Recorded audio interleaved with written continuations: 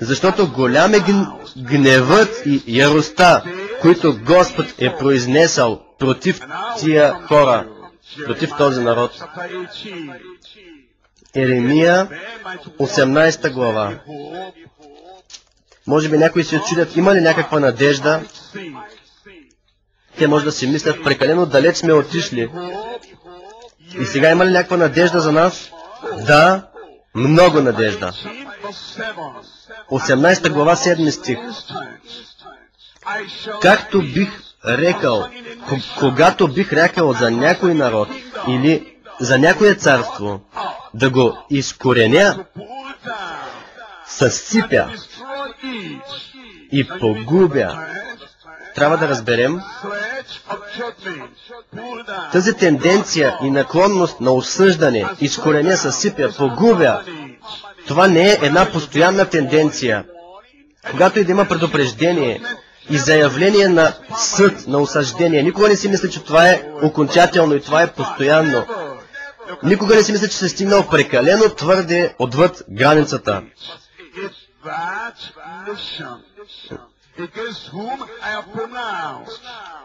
Ако он е народ, за когото съм говорил, се отвърне от злото си, аз ще се разкая за злото, което съм намислил да му сторя. 11 стих. Сега прочее, иди, говори на юдовите мъже и на ерусалимските жители, като речеш, така казва Господ. Ето, аз кроя зло против вас и измислям замисли против вас. Отново това не е окончателно, това не е постоянно и не е отменно решение. Затова се казва, върнете се прочее, всеки от лошия си път и оправете постъпките си и делата си. Когато направим това, ще има милост. Когато направят това, ще има милост. Когато напуснат широкия път и отидат в пътят, който ги води в живота, вечния живот. Езекил 33 глава. Доброволно отделяне, оттегляне от злия път на изгубените. Размисли и реши, вземи решение, че Бог те е призовал да те вкара в вечния живот, да го вкусиш, но ти трябва да се оттеглиш от пътя на злото. 33 глава, 8 стих. Когато казвам на беззаконника, беззаконнико, непременно ще умреш. А ти не говориш, за да предупредиш беззаконника да се върне от лошия си път. Он е беззаконник, ще умре за беззаконието си, обаче неговата кръв ще изискам от твоята ръка. Но ако предупредиш беззаконника да се върне от пътя си, ако предупредиш беззаконника да се върне от пътя си, без значение колко далеч е отишъл, колко много зло е сторил, има точка на повратна точка. Винаги има повратна точка, място на милостта, винаги има снабдяване на прошката, винаги има възможност да се получи спасение. Ако предупредиш беззаконника да се върне от пътя си, а не се върне от пътя си, той ще умре за беззаконието си, а ти си избавил душата си. Затова, сине човешки, речи на Израилевия дом, вие така говорихте, казвайки, престъпленията ни и греховете ни са върху нас и ние целеем поради тях. Как тогава ще живеем? Някаква надежда има ли тук? 11 стих, кажи, речи, заклевам се в живота си, казва Господ Йехова. Не се радвам, не благоволявам смъртта на нечестивия, но да се върне нечестивия от пътя си и да живее. Каквато и точка да се достигне в твоя живот, това не е точката без възможност за връщане. Говоря за тези, които нямат сигурността за спасението. Благодаря на Бог за тези, които имат сигурност в своето спасение. Греховете са простени и Божията благодат изпълва сърцето ти. Но може би има някой и си мислиш, Аз съм отишъл твърде далеч. Отишъл ли съм там? Не. Божията ръка е достатъчно дълга, за да се достигне там, където си. И си казва, ела, обърни се от лошия си път. Защо да умрете, о доме Израилев? Вие няма да умрете. Казах, вие няма да умрете. Пътят на истината и живота е пред нас и ние ще поемем по този път на живота. Исаия 55 глава. 6 и 7 стих. Исаия 55 глава. 6 и 7 стих. Търсете Господа, докато може да се намери. Призовавайте го, докато е близо. Нека остави нечестивия пътя си. Доброволно оттегляне от злия път на изгубените.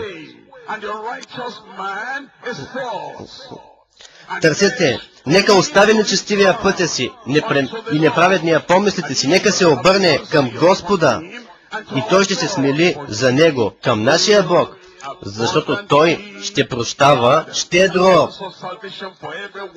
Осигуровка на спасението за всеки, който идва при Господа. И сега пророк Йона отиде в Ниневия, без да разбира любовта на Бог, милостта на Бог и благодатта на Бог. И той си мислеше, че от посланието, което трябваше да предаде към на Ниневия, той си мислеше, че това осъждение е подпечатано, този съд е подпечатан, без път за излизане. И той отиде и премина през града и викаше към тях: навсякъде, вие сте зли, вие сте ужасни. Той не им даде никаква възможност и позволение дори за да се покаят. Но благодарение на Бог хората се покаяха. Бог имаше милост към тях. И аз съм тук, за да ви кажа от Божието Слово, че ако вие се обърнете към Господа и кажеш, ще решаваш в ума си, решавам да бъда за Христос, ти ще бъдеш спасен. Нека църквата да каже амин на това от сърцето си. Йона, 3 глава, 5 стих, 4 стих. И Йона, като започна да върви през града един ден път, викаше и казваше: още 40 дни и Ниневия ще бъде съсипана. И така ниневийските жители повярваха на Бога и прогласиха пост и се облякоха в вретище от най-големия между тях, даже до най-нищожния, понеже вестта бе стигнала до ниневийския цар, който като стана от престола си, облече одеждата си, покри се с вретище и седна на пепел. И обяви и прогласи